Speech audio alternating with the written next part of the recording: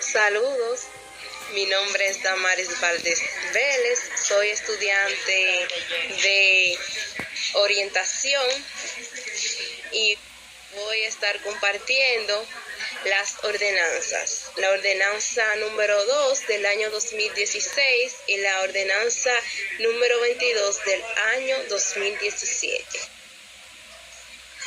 La ordenanza número 2 del año 2016, emitida por el Consejo Nacional de Educación, por MINER, el Ministerio de Educación, la cual fue emitida en el año del fomento de la vivienda.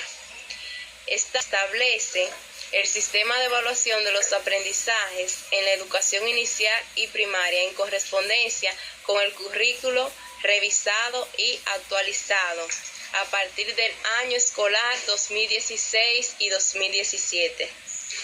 Se concibe en el artículo número 2 de esta ordenanza la evaluación como un proceso sistemático y continuo de recogida de información relevante con la finalidad de que los actores educativos reconozcan y valoren la eficacia de la enseñanza y la calidad de los aprendizajes, considerando sus resultados para la toma de decisiones en general y la mejora de la práctica educativa. El artículo número 5 nos dice que para lograr que la evaluación de los aprendizajes sea de calidad y esté legitimada como un proceso sistemático, como un mecanismo de fe pública que se certifica, esta deberá responder a los siguientes principios, los cuales son equidad, la cual implica ofrecer oportunidades de evaluación a todo el pueblo y a quien lo necesite dependiendo de sus aspiraciones. Validez. Para que una evaluación sea válida, esta debe de evidenciar una certificación y esta certificación debe de dar cuenta de los puntajes logrados de cada estudiante. Confiabilidad. Para que una evaluación sea confiable, esta debe de aplicar los criterios correspondientes, o sea, debe de tener los criterios necesarios y que se piden para dicha evaluación. Transparencia. Todos los actores del proceso educativo e instancias deben de conocer el sistema de evaluación y también las familias deben de conocer dichos criterios de evaluación.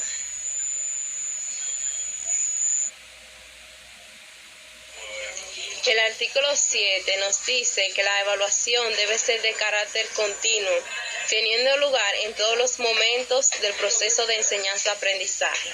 Se contemplan 3 momentos para efectuar la evaluación.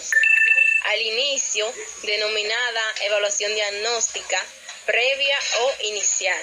Durante el proceso, denominada evaluación formativa, procesual o continua. Y al final del proceso, denominada evaluación sumativa o final. La evaluación diagnóstica o inicial es la que se realiza al inicio del proceso para conocer las competencias y los conocimientos previos de los estudiantes. La evaluación formativa o de proceso es la que se realiza durante el proceso para saber las competencias que han ido desarrollando los estudiantes. Y la evaluación sumativa o final, que es la comparación de los aprendizajes iniciados con los aprendizajes logrados. El artículo 8 nos dice que la evaluación de los aprendizajes es participativa, por lo que intervienen los diferentes actores del sistema educativo.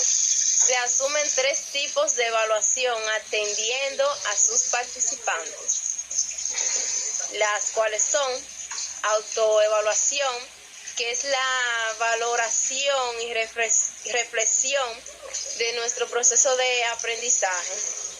La coevaluación, que es la valoración del proceso de aprendizaje en parejas, tomando en cuenta los argumentos y las competencias logradas. Y la heteroevaluación, que es la valoración del proceso de aprendizaje que realiza el ente a cada estudiante. El artículo 9 nos dice que de acuerdo con los fundamentos del currículo y las bases de la revisión y la actualización curricular, la evaluación favorece el desarrollo del proceso educativo y orienta a sus actores en tal virtud que contribuye a que cada estudiante construya una imagen realista de sí mismo para desarrollar sus capacidades cognitivas, afectivas y sociales, vinculándose a su entorno natural y social. Informa al docente acerca de la pertinencia y afectividad de los procesos pedagógicos que desarrolla con miras a mejorar su práctica. Esto quiere decir que mantiene informado al docente del proceso del niño, de cómo ha ido mejorando, cómo está su aprendizaje, en qué tiene que mejorar, en qué está bien, para así tomar conciencia y saber qué estrategias va a utilizar con cada estudiante. Proporciona información fidedigna al sistema educativo sobre los aprendizajes del estudiante para fines de certificación y acreditación. Esta aquí aplica la parte cuando le dan el mérito a un estudiante y la parte de los reconocimientos. Aquí es donde se recoge esa información para ponerla en el sistema y así le lleguen los reconocimientos y certificados a los estudiantes.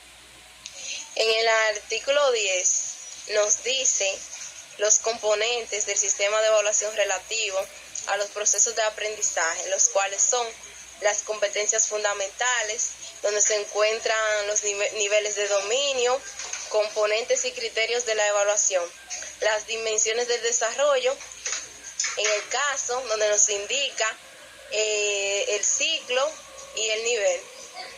En este caso es del nivel inicial.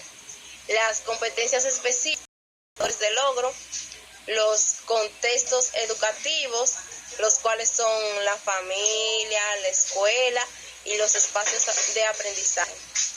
Las estrategias de enseñanza y de aprendizaje y los recursos, medios, técnicas e instrumentos utilizados.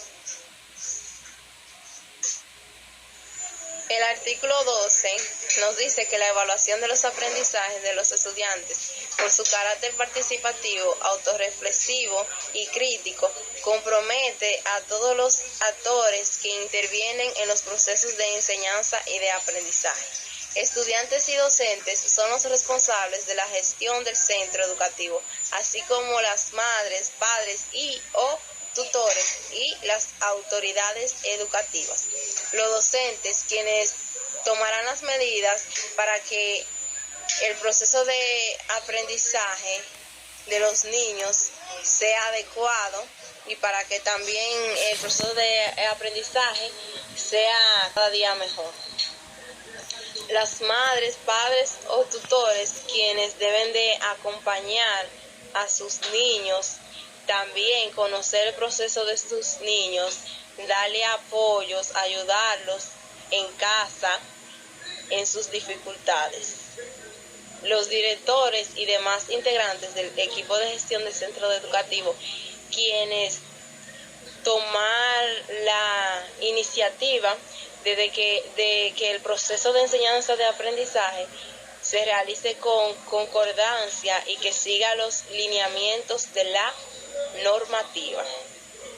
Los distritos educativos, quienes deben apoyar y acompañar a los actores educativos, o sea, a los directores, a los coordinadores pedagógicos y a los docentes. Y las direcciones regionales de educación, quienes se encargan de dar apoyo técnico y supervisión, siguiendo su jurisdicción.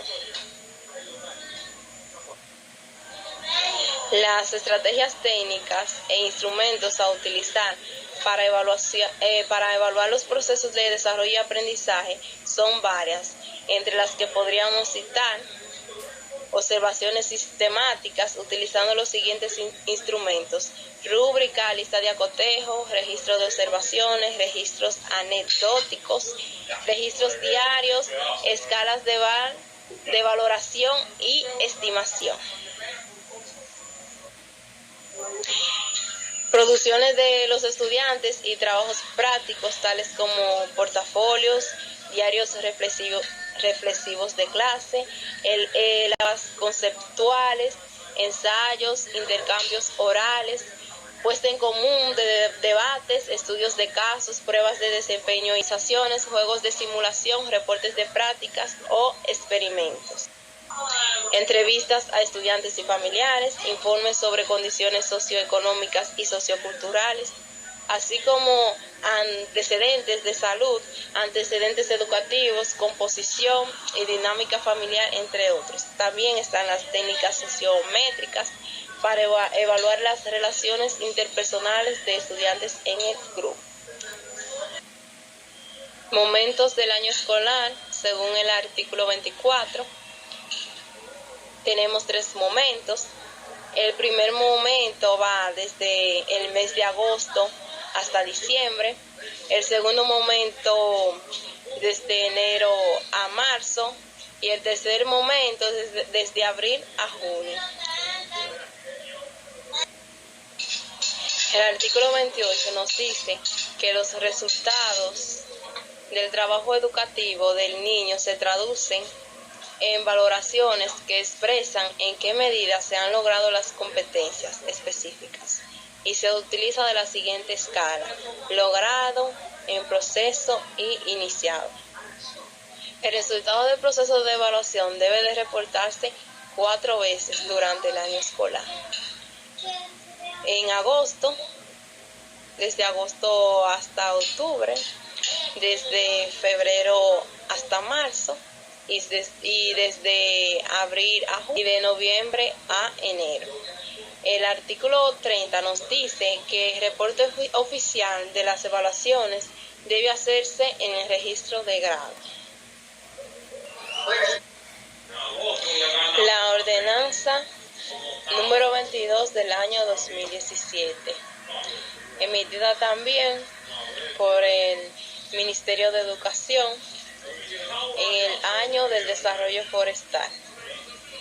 El artículo 1 de esta ordenanza establece que el proceso de validación del diseño curricular revisado y actualizado de la modalidad académica del nivel secundario para la educación pública y privada a partir del año 2017-2018 como referente normativo que orienta los procesos de formación integral de los estudiantes con criterios de calidad y equidad.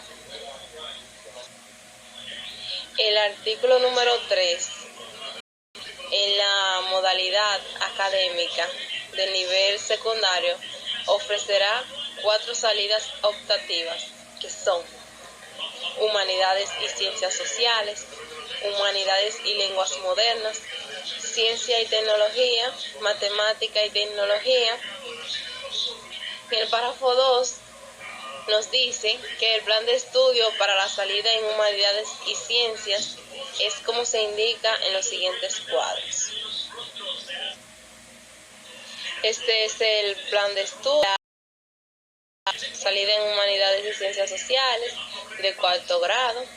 Aquí tenemos las asignaturas de lengua española con 6 horas, matemática 7 horas, ciencias sociales 5 horas, ciencias de la naturaleza 6 horas, lenguas extranjeras como inglés 4 horas, francés 2 horas, educación física 2 horas, educación artística 2 horas, Formación integral humana y religiosa, 2 horas.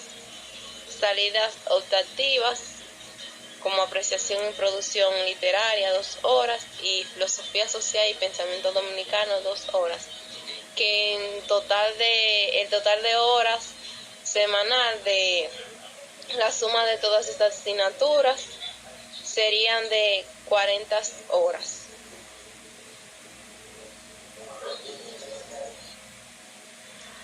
Aquí tenemos el plan de estudio de quinto grado con las asignaturas de lengua española.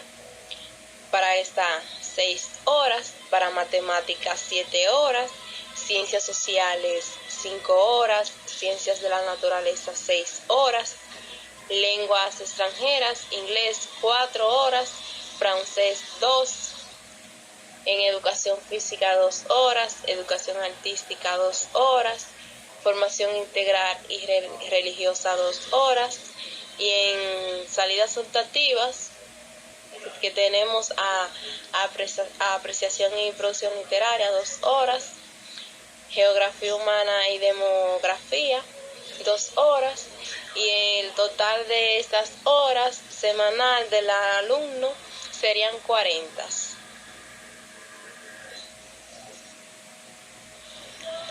Este es el plan de estudio para sexto grado. Las asignaturas de lengua española 6 horas, matemáticas 7 horas, ciencias sociales 5 horas, ciencia de la naturaleza 6 horas, lengua extranjera, inglés 4, francés 2, educación física 2, educación artística 2, formación integral humana y religiosa 2. En las salidas optativas tenemos análisis y producción de textos científicos y profesionales 2 horas, ciudadanía democrática 2 horas, y en total de horas semanal del alumno serían 40. Aquí tenemos la distribución del tiempo para el segundo ciclo de nivel secundario, jornada extendida. Aquí tenemos las áreas y grados, que son lengua española, lenguas extranjeras, matemáticas, ciencias sociales, ciencias de la naturaleza, formación integral humana y religiosa, educación física, educación artística y salidas optativas. Como pueden ver, aquí tenemos distribuida la misma cantidad de horas para los 3 cursos, para cuarto, quinto y sexto. Esto quiere decir que en los 3 cursos se debe de dar la misma cantidad de horas por asignatura, y que la misma sumatoria de todas las asignaturas debe de dar el mismo total de horas semanales, o sea, 40 horas. Aquí tenemos la distribución del tiempo para el segundo ciclo del nivel secundario en jornada escolar regular, ya sea matutina, vespertina y nocturna. Tenemos la misma asignatura por grados. También podemos observar que en cada curso, cuarto, quinto y sexto, se imparte en la misma hora. Por ejemplo, en lengua española aquí vemos que hay 5 horas, como también está en quinto y sexto. En matemáticas 5 horas, también está en quinto y sexto, y así sucesivamente. En los 3 grados se imparten las mismas asignaturas y la misma cantidad de horas. La diferencia que hay aquí con el cuadro anterior es que el total de horas semanales es menos, o sea, 30 horas. Es menos porque no es jornada extendida, sino jornada regular. El artículo 19 de la ordenanza número 22 del año 2017 nos dice que las asignaturas no probadas en las pruebas completivas serán examinadas en pruebas extraordinarias, las cuales se aplicarán en las fechas establecidas en el calendario escolar.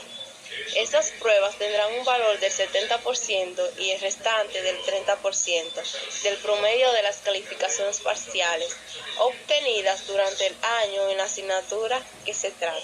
La calificación mínima aprobativa es de 70 puntos.